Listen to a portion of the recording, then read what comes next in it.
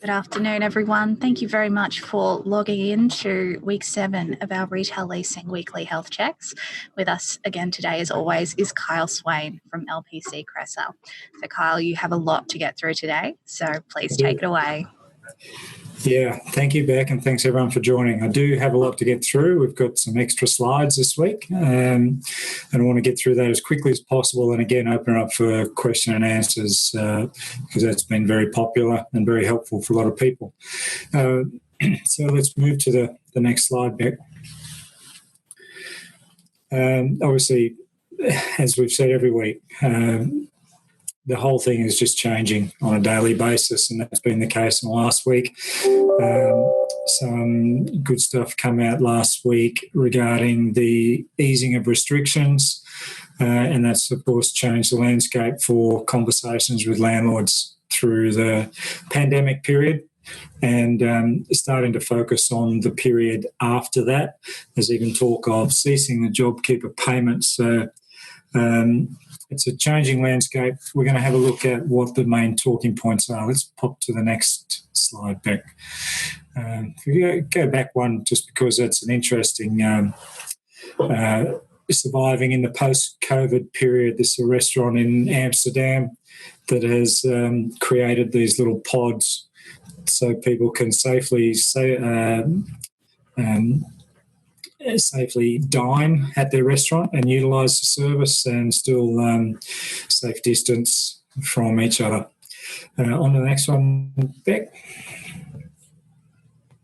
So what we're looking at today is the compelling picture that you have to paint for your landlord if your business is going to survive through a pandemic period and then thrive post-COVID-19. We need to paint a compelling picture and get your landlord on side with you so that they're a retail partner, a key stakeholder, and not an adversary through the whole process. So we're going to look at probably the top 3 points I see as the talking points that you need to focus on with discussions with the landlord from this point forward. Point 1, Beck. What's in it for them? As indicated, we need for them to see themselves as a key stakeholder in your business, as your retail partner, and not the traditional landlord-tenant relationship. And particularly in the last 5 years or last lease cycle or 2, there's certainly been an adversarial relationship between tenants and landlords in Australia and elsewhere. So we need to really work on the discussions with landlords around the shared responsibility, getting through this together, working together, and so on. So what will motivate the lessor to provide more support than the minimum requirement? And again, we're really seeing landlords coming to the table almost begrudgingly meeting their minimum obligations under the mandatory code of conduct, and in some cases, unfortunately, looking for ways not to be obligated to meet those minimum obligations. What we're talking about with the landlords here is the concept of continuity of business for the full lease cycle, and not just this 3 or 6 month period that the JobKeeper is in place for. We really need to be talking now about the period after JobKeeper cuts out, after the mandatory component of the proportional rent relief cuts out, what's required by your business at that time, and what's in it for them to be involved in that. The risk to the lessor, if they only provide the minimum relief, has to be a part of that discussion. You have to be able to clearly articulate what that risk is to them. Obviously, if you're not there, we've talked about the last couple of weeks, the economic situation and so on. The market conditions won't be favourable for landlords. You need to be able to paint that picture that the risk to them is having an empty tenancy if you're not there, if you aren't thriving post-COVID, if you have deferred rent that increases the burden on you paying rent in very challenging retail times and your business is under financial distress because of that minimum obligation and the deferred rent component, then the risk to the landlord is that he doesn't have a tenant paying rent through the lease cycle. And in those extremely challenging economic conditions that we're expecting, that could prove a very difficult situation for the landlord to fill the tenancy at the sort of rent that they're currently achieving from you, and without incentives and other costs in order to replace you, such as marketing costs, legal costs, make good and fit out costs, incentives, and so on. So that's the first one. What's in it for them? You need to be able to explain to them how beneficial it is for them to work with you during this period. Next one, Beck, number 2. Clearly defining the reasonable recovery period is a key component here. In the mandatory code of conduct, obviously, it's mentioned. It's indicated that there's an expectation that the landlord provide ongoing assistance during that reasonable recovery period, but it's certainly not defined in the code by a time frame nor any prescriptiveness around the proportionality or what form it even is offered in. So you have to paint that picture for the landlord on your specific circumstances. And this reasonable recovery period is very different for different businesses, of course. As an example, I have a client who 70 to 90% of their business is focused on international tourism.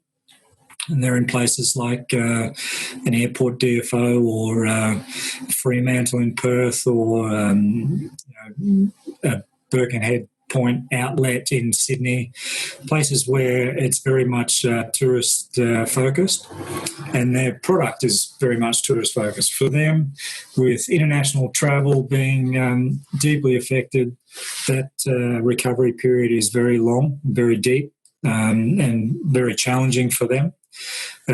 Whereas for some other businesses, it can be impacted by the changing conditions, economic conditions and consumer behaviour, but it would be expected to return possibly almost fully to a degree in 3 or no more than 6 months.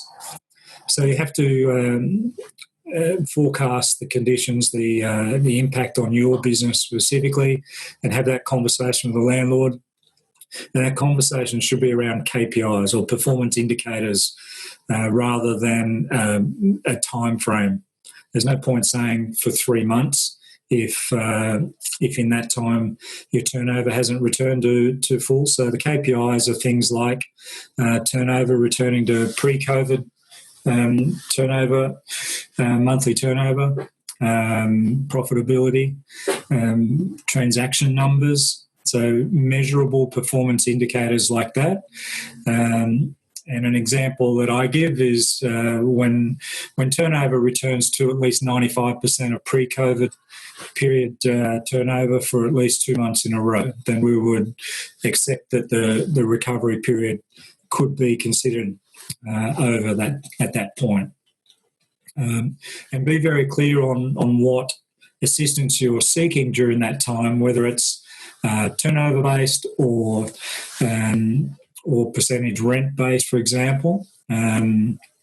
If it's just straight a percent of your rent being deducted, that's one way of doing it. Another way, when you're proposing this a couple of months in advance, we've been talking with landlords for our clients based on turnover as a percentage of their total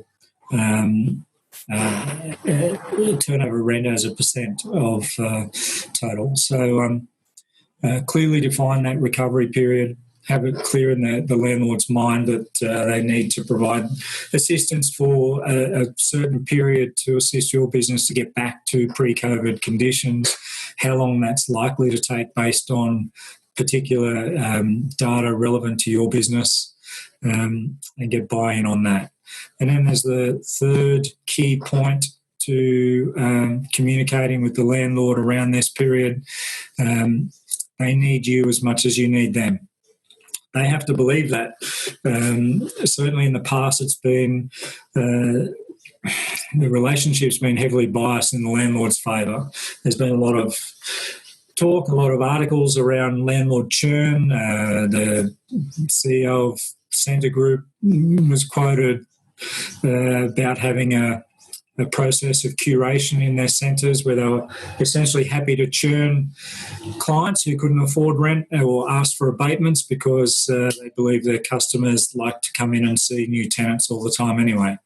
I think that that is changing, certainly with COVID and the impact of that, the changing economic conditions, that power bias to the landlord is certainly changing, and you need to be able to communicate that to the landlord in the right way.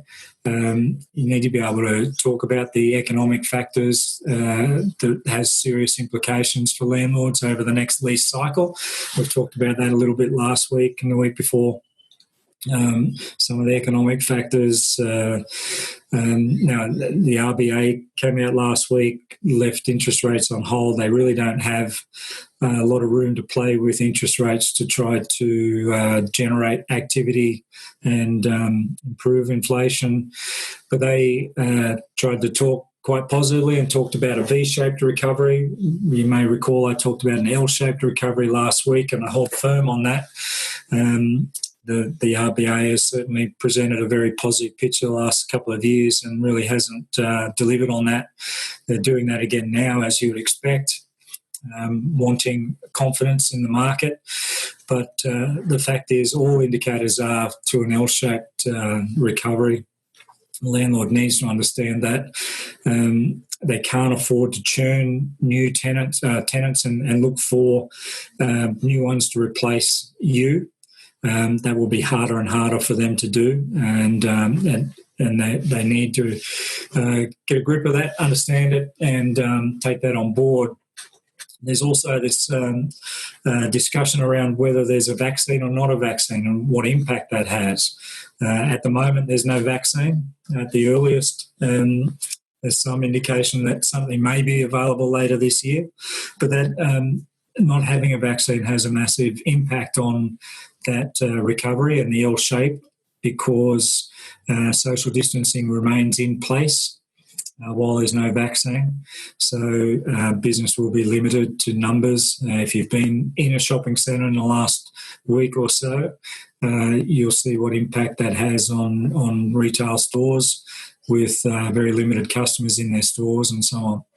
A lot of lining up. I did that the day before Mother's Day to try to pick up a quick present and in and out, and it was quite a horrible experience that I do not want to go back to a shopping centre as much as I want to support retailers. It's just not a fun experience, it's not a pleasant experience, and just pushes people to online retail and other avenues. So while social distancing remains and that impacts on the retail experience, it's going to impact on retailers' turnover. And the final point under this that I make is the more pain they take now, the less pain they'll take over later on or over the lease cycle. If they're trying to save money now by deferring rent rather than waiving rent to protect their income for the financial year, then that causes businesses to fail in 6-12 months' time, and their financial performance will certainly be impacted in the next financial year deeper and longer for all the reasons we've talked about. That's a very, very quick overview of the three key talking points that you need to convey. If you can keep those in mind and formulate your own discussion, that's the probably the expertise that tenant reps bring to these conversations to be able to communicate those points in order to get landlord support for you, not just to provide rent relief under the mandatory code, but to provide more than the minimum requirement. And certainly to provide more in waived rent rather than deferred rent. The next slide, Beck, if we move on.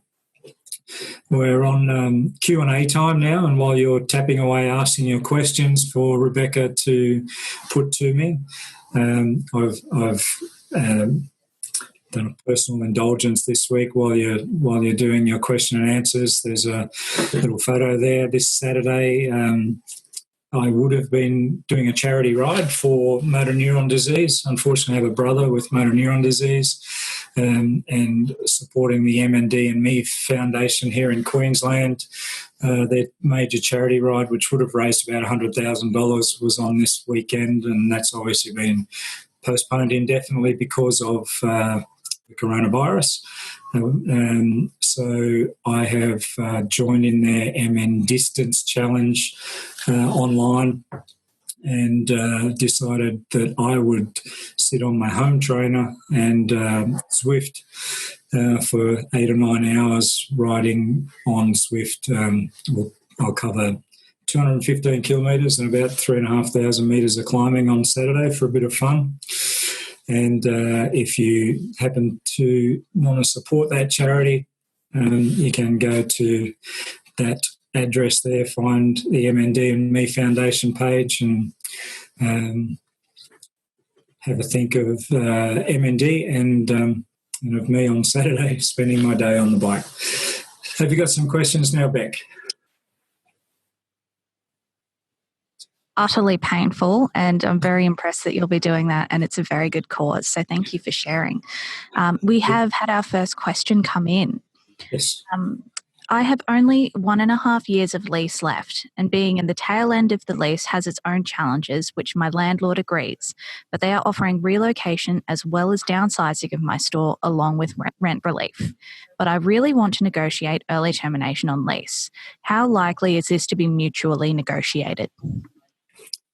It sounds like a good situation, the starting of a good situation if the landlord completely comes to the party. You can certainly negotiate the early surrender of your lease and time that with entering into a new lease under a relocation and downsize. So I'm not 100% sure of the circumstances of that, whether it's they're invoking a relocation clause because of a development or whatever, and there's some timing around that. But if they're simply willing to try to look after you and put you into a smaller tenancy, which would help with the total rent and so on, so it's more a restructure for your benefit and obviously their benefit longer term, then the timing of that could be negotiated, and you could come out of that quite well. They're the sort of situations we certainly like to take up for our clients. It does provide a good opportunity to get a very good result earlier in the term, and now is probably a really good time to be negotiating the rent on that new premises as well. So I would think what you were trying to achieve could certainly be achieved, but we would need to review a fair bit more detail to give specific guidance and advice on that. Thank you, Kyle. Our next question is from Kelly. My landlord is asking for verified sales figures. What does that mean? I'm unwilling to provide more information than I need to. Yeah, look, it's almost every single case landlords are asking for ridiculous amounts of what I consider confidential information for retailers. Everything from, and we've covered this in previous weeks, so sorry for repeating, but it's still happening. Tax returns, BAS statements, P&Ls, and numerous other things. In all honesty, none of that is required under the code. The code simply states sufficient and accurate information as provided by a point of sale software, an accounting software program, or a financial institution. The code is very clear that it's measuring turnover and the impact of COVID-19 on your turnover. It's not It also says that as soon as you achieve eligibility for the JobKeeper program, once you're approved for the JobKeeper program, then under the code you're automatically considered in financial distress. So you don't need to prove to a landlord that you're under financial distress. You simply have to advise them that you are an eligible tenant. You are considered by the JobKeeper program to be a tenant under financial distress. And what the landlord is required to do is to provide you with proportional rent relief based on your turnover. So the only figures you really need to give them is turnover figures. We've created a very basic spreadsheet that I showed you last week that provides monthly turnover figures for the last 12 months and for this year on a monthly basis for direct comparison and the impact. That there's really no reason they should receive anything else. I know they are, and I know they've been quite strong on that. It's up to you personally whether you want to resist that or go along with it. But my issue with that is that in 12 months or 24 months or 6 months, you may be negotiating with this landlord on rent, and I really don't want them to have seen your BAS statements, your tax statements, your P&Ls to understand exactly how much you can afford. I want the rent to be negotiated based on market conditions, not on your ability to pay rent. So I would be sticking to in the Code of Conduct, there's a definition 2, and I'd be citing that, and I'd be citing the fact that it also says that once you're eligible for the JobKeeper, you're automatically considered under financial distress, and that's all you need to show. Thanks, Kyle. It's really concerning that this is still cropping up, unfortunately. Yeah, just to also let all of our listeners know, we have got these resources and our roadmap to retail recovery on the NRA coronavirus.net.au website, which should answer some of your questions and hopefully help. So our next question is, if you are a landlord whose tenant has decided to close due to downturn in sales, can you claim any rent for the period they self-decided to close? Or does the code mean a 100% waiver of the rent for the closure period and perhaps extend the lease by the same period as the 100% waived period? Okay, there's multiple points there, so let me try to pick them up. From a landlord's perspective, and the landlords have rights here as well. Remember, you've got to think of them as your retail partner, not your adversary. So coming at this from a landlord, there's store closures, there's 2 components. Was it a mandated government closure? In that case, automatically it should be 100%. If they closed for very valid reasons, duty of care, safety, complete lack of foot traffic, then that's a negotiation between, but it wasn't a mandated government by the mandated by the government that they had to close. That's a conversation between the two. But I certainly am pushing for our clients that includes a 100% rent relief. In those situations, stores absolutely had the right to close if they were impacted to that degree that it wasn't financially viable, or they couldn't provide duty of care, safe working conditions to their employees. So I don't have any problem at all with tenants seeking or being granted 100% rent relief in that period. There were a couple other points to this, Beck, that I can't remember. One of them, I think, was about extending that period. Extend the lease by the same period as the 100% The only waiver. reason you would do that is, and certainly our recommendation to tenants is try to avoid extending your lease, unfortunately, for landlords. But the only reason the lease should be extended is if it expires within the minimum 24-month period for repayment of any deferred rent. That's the only real reason. Of course, if the two parties want to negotiate and as a trade-off for getting 100% rent relief waived, a landlord asks the tenant to extend their lease by that same period, and the tenant's willing to do that, then that's a good outcome. So it comes back to in good faith discussions between the parties. It doesn't have to be the bare minimum or only what's mandated under the code. Thank you. Mark has asked, do you agree that there will be a shift in leasing towards more percentage of turnover-based rents? Are you seeing landlord acceptance of this fundamental change or resistance? Resistance, definitely. Landlords don't want to share in the upside at the risk of earning less. They want certainty around their rents. So absolute resistance. There's very few landlords have been interested in discussing turnover rents so far. So I don't see a big shift to that. It should. From a tenant's perspective, it makes sense. From the relationship and the best way, fairest way, I think, for tenants to get through the recovery period is to share the burden with the landlord by paying a turnover rent. There's some burden on the landlord to get foot traffic back to the stores, back to the shopping centres, and I think turnover rent should be the way forward, but I'm not seeing that being widely accepted by landlords, and understand where they're resisting entering into those agreements either during the recovery period or as new lease terms after that.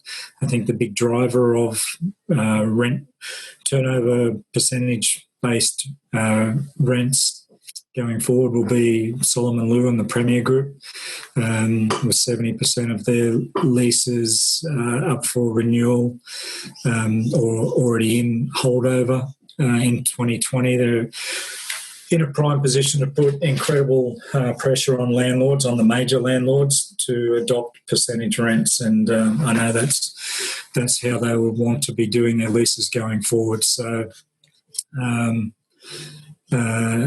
we'll see what happens. And we've got John, who has asked, do you have any negotiation tips for speeding up negotiations with a landlord? No. Look, they're frustrating. Probably the best way of speeding it up is holding your ground in terms of rent and what you pay. The code does say that you're obligated to maintain the terms of your lease, but it also says that you should pay whatever rent you're able to pay. So if you are able to pay the proportion of rent equivalent to the impact on your business, if your turnover has been impacted by 80%, it's only fair that you can only afford 20% of your rent. And if you're making that payment in the interim while the landlord is in negotiations, then they can go as slow as they want, really, because you're paying the rent that the final outcome should be based on anyway. So that's the only way that we have any real leverage to get to the solution for, more quickly. Unfortunately, a lot of landlords in a couple of states are choosing not to enter in negotiations right now until the mandatory code of conduct is legislated by regulations giving effect to the code in each state, and that hasn't happened everywhere just yet. Still in process in a couple of places like WA. Thank you. So we've got a question. Having 6 stores with 6 different landlords, can one of the landlords demand the information on all stores in the group, or can they only request information on the property they are the landlord for? Yeah, look, the mandatory code of conduct relates to your lease, and you have a lease on one property with one landlord. So really, any other information on other leases is irrelevant. I go back to the point I made before. If you apply for the JobKeeper program, that's as a group, as a company that owns 6 leases, and your combined total income from those 6 businesses is less than $50 million. So the only thing I would concede is that you may well have to provide last year's tax statement or BAS statement showing that your group as a whole of 6 stores earned less than $50 million.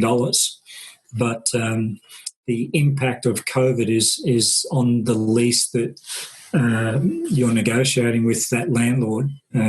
So it's irrelevant whether all 6 stores are impacted or not.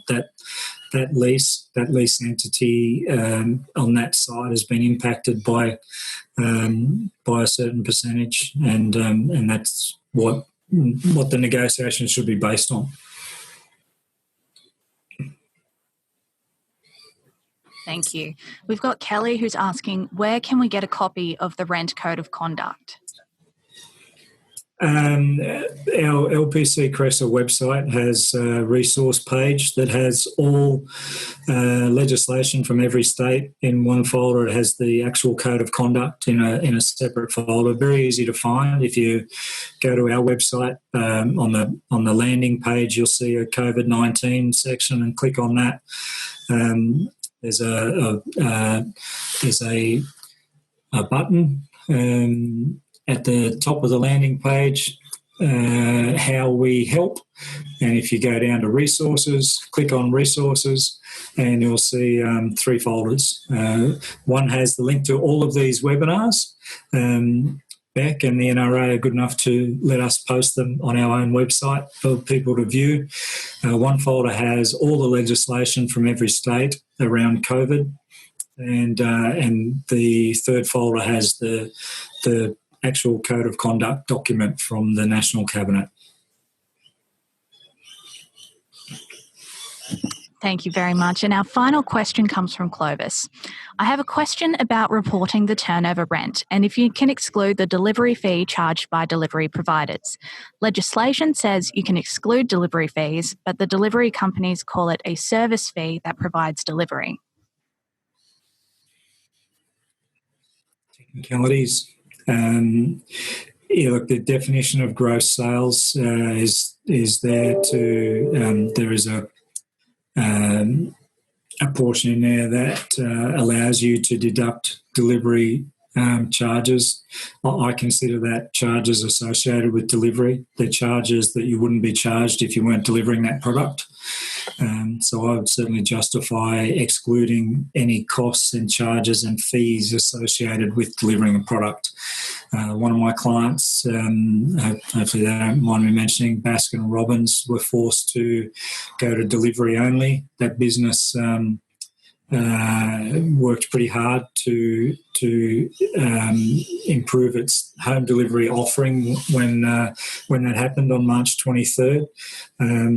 And certainly we're excluding all the costs associated with delivering the product, so that the cost being applied to gross sales is the transaction cost of the actual product, not Uber Eats' charges or the fees associated with that delivery. It's exactly the same with news agents who sell lottery tickets. If you sell a lottery ticket for $20, the news agent doesn't get $20. They give $18 to the lotto, and they earn $2 commission. So it's the commission amount that they include in gross sales. So if you could think of it that way, you should be able to exclude all of those fees and charges justifiably under gross sales. Okay, great. Well, that is all of our questions for today. Thank you very much, Kyle, for your time again this beautiful wintry Wednesday. And I'm sure we're all going to be thinking of you and what you'll be enduring on Saturday in the interests of the MND and Me Foundation. Thank you. If anyone rides a bike and knows Swift, jump online and look for me on Saturday morning. You can come and keep me company from about 4 a.m. until midday or a little after. Wonderful. Well, thank you to everyone attending, and we'll see you all next week. Thanks, everyone. Cheers.